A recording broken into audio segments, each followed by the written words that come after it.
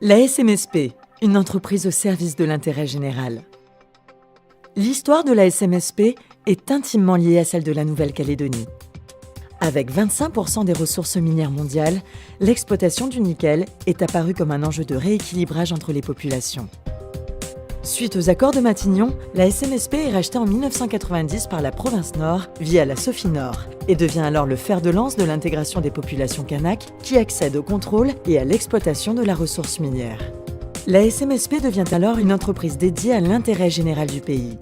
Elle est la seule société minière du territoire à appartenir à une collectivité.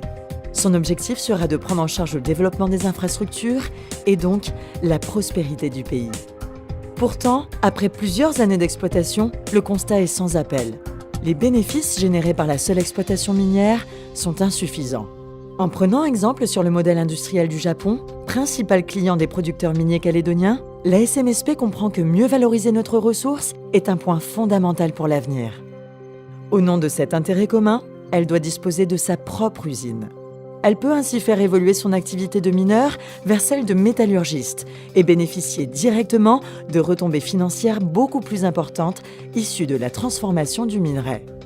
Ainsi naît le partenariat avec le Canadien Falconbridge en 1998 pour la construction d'une usine en province Nord, projet phare et prioritaire de la SMSP. L'exploitation de l'usine du Nord et de son massif minier du Koniambo donne à la SMSP, qui en détient 51%, les moyens de répondre à sa mission d'intérêt général et d'en récolter les premiers fruits. Mais les autres mines de la SMSP sont vieillissantes. Le minerai de faible teneur qu'on y exploite ne répond plus aux exigences de qualité des clients japonais. Face à cette situation, la SMSP noue alors un partenariat avec le coréen POSCO pour la construction d'une usine en Corée du Sud, dont elle détient aussi 51%.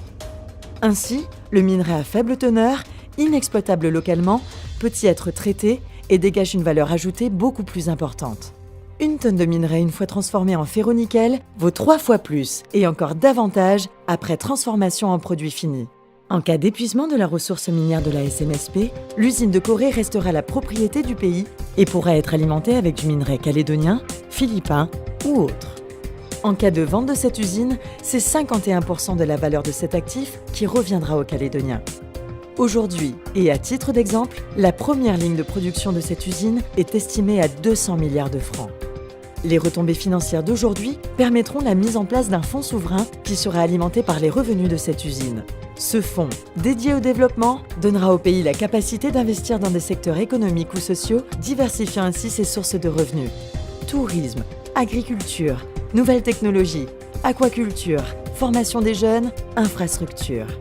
Ce modèle existe déjà en Norvège et assure à ce pays des sources de revenus indépendants de sa ressource naturelle. En préparant et en anticipant l'après-nickel, nous créons des perspectives d'avenir pour les générations futures. Et c'est aujourd'hui que cela se prépare.